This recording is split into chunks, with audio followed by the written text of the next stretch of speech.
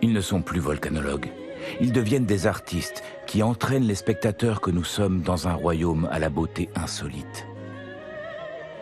Ils nous offrent un spectacle qui n'existe que dans les rêves. Ces images se suffisent à elles-mêmes. Nous ne pouvons que contempler.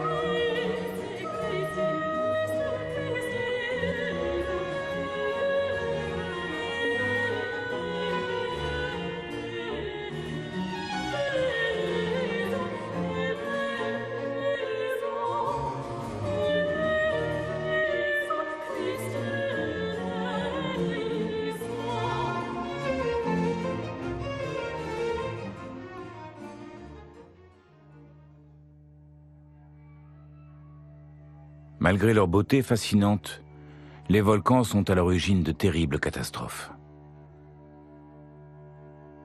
Voici le Nevado del Ruiz en Colombie. Son sommet est couvert de glaciers et de neige accumulés au fil des ans. Le 13 novembre 1985 à 9h09, une éruption se produit.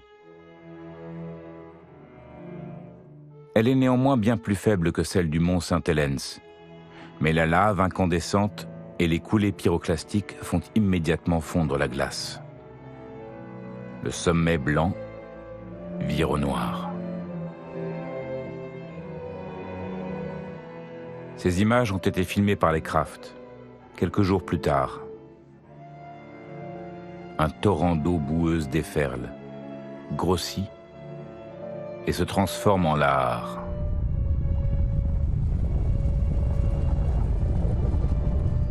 En voici un autre, filmé par les Kraft des années plus tôt dans les Alpes italiennes. Sa puissance est bien moindre que celui qui a déferlé le long du Nevado del Ruiz, mais il donne une idée de ce qui s'est passé en Colombie. Eau, glissement de terrain dû à l'érosion et éboulement de pierres balayent tout sur leur passage. Par endroits, le lahar atteint 30 mètres de profondeur.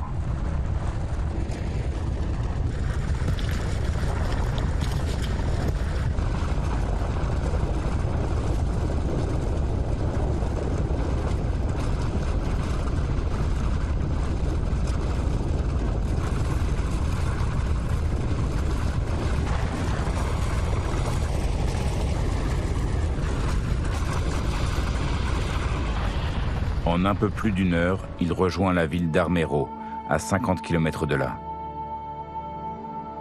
Elle est instantanément rayée de la carte.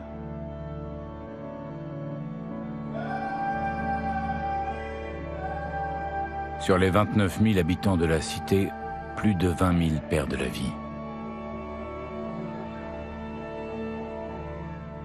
Seuls quelques bâtiments construits en hauteur tiennent encore debout. C'est la 4e catastrophe volcanique la plus meurtrière de l'histoire. Nous voyons ici ce qui fut le centre-ville. La taille de ces énormes rochers en dit long sur la puissance de la coulée.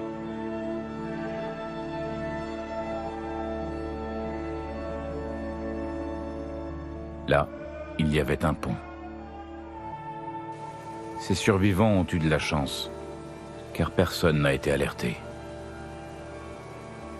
Les signes avant-coureurs étaient pourtant si forts que plus tard, un volcanologue dira que le volcan hurlait « Je suis sur le point d'exploser ». La ville a été touchée 1 heure après l'éruption. Il aurait suffi à la plupart des habitants de se déplacer de 200 mètres pour atteindre des zones surélevées et ainsi être sauvés. Imaginez que le niveau de l'eau a dépassé ces bulldozers. La coulée de boue a presque recouvert les bâtiments en arrière-plan.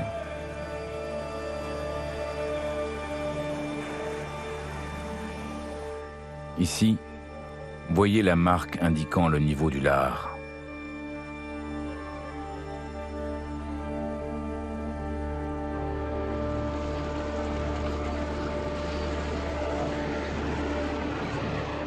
Plusieurs jours après l'inondation, la boue encore meuble reste dangereuse. Cette couche de plus de 4 mètres a enseveli humains et bétail. La traversée demande une certaine ingéniosité.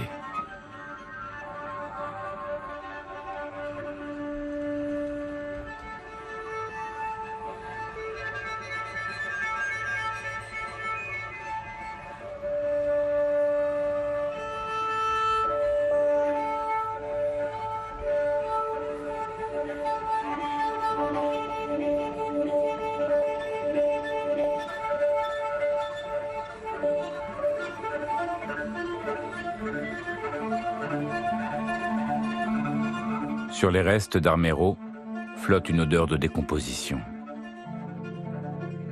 Le silence règne.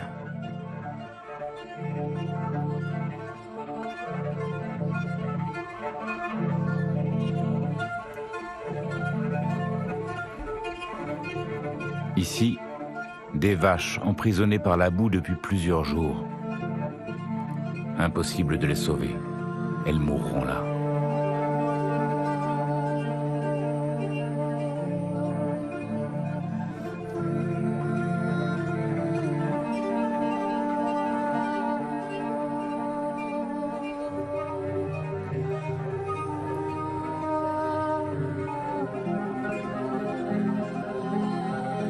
Plus loin, des corps sans vie.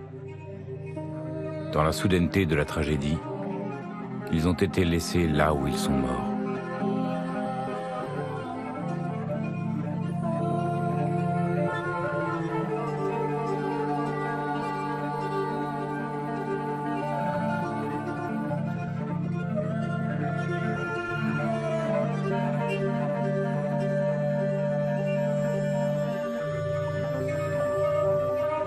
Les Kraft veulent voir l'origine de la catastrophe, au sommet du Nevado del Ruiz, à plus de 5000 mètres d'altitude. C'est de là que le lahar est parti.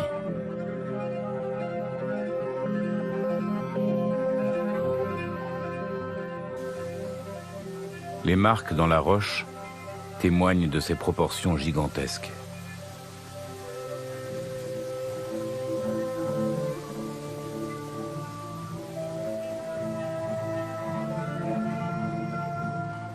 Des paysans tentent de rejoindre des villages isolés qui ont également subi de lourdes pertes humaines.